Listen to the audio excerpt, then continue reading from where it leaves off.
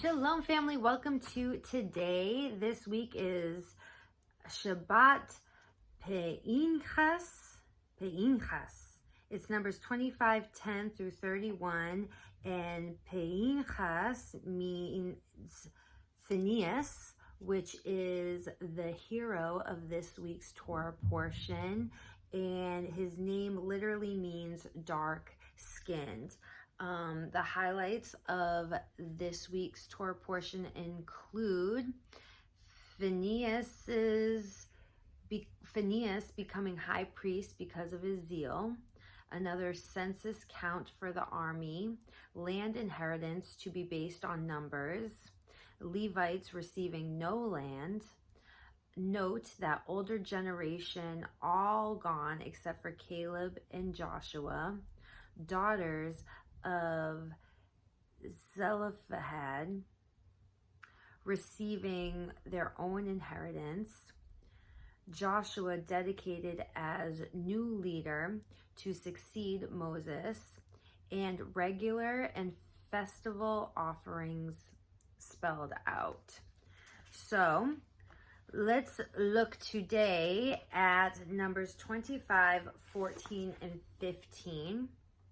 It says, the name of the Israelite who was killed with the Midianite woman was Zimri, son of Salu, the leader of a Simeonite family.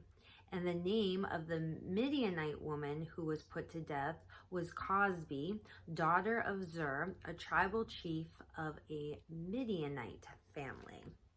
So for context, at the end of last week's Torah portion, God put a plague on Israel because the Israelite men were sleeping with Midianite and Moabite women and partaking in the feast to their pagan gods.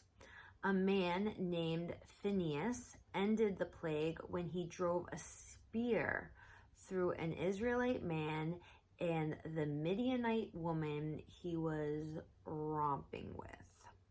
In this week's Torah portion, we learn that the man killed was a Simeonite prince and the woman killed was a Midianite princess. Originally, God wanted all the leaders who were yoked to the pagans and their gods to be killed, but he ended up being satisfied with the killing of these two children from prominent families at the hands of zealous Phineas. My takeaway from all this is God elevates people to positions of power and influence to be made examples of, whether that's for good or for bad. Luke 12:48 says, from him who has been given much, much will be demanded. And James 3:1 says, not many of you should become teachers, my fellow believers, because you know that we who teach will be judged more strictly. The sins of leaders and their families can be disastrous for their communities. Sadly, it's not uncommon for a church to fall apart because of the misconduct of its pastor.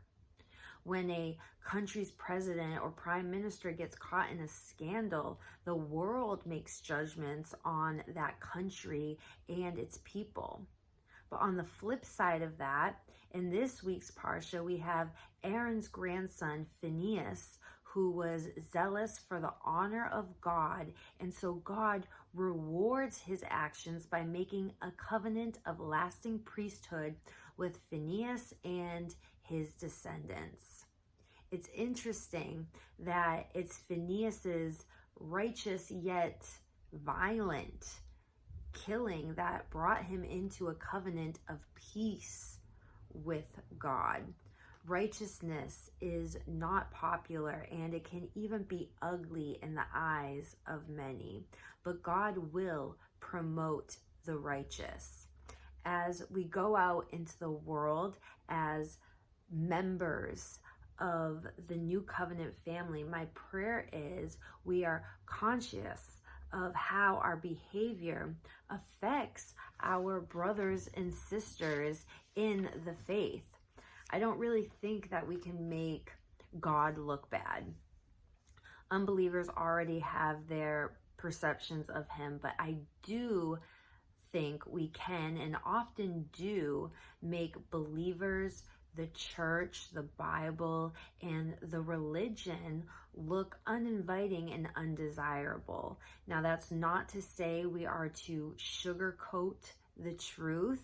Again, in a fallen world, righteousness can be confused for evil. But when our focus, like Phineas's focus, is zeal for the honor of God rather than self, we are representing God and the kingdom family responsibly, and our righteousness will be rewarded.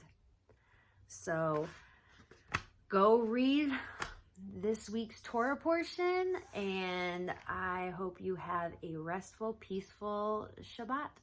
Shabbat Shalom. I love you.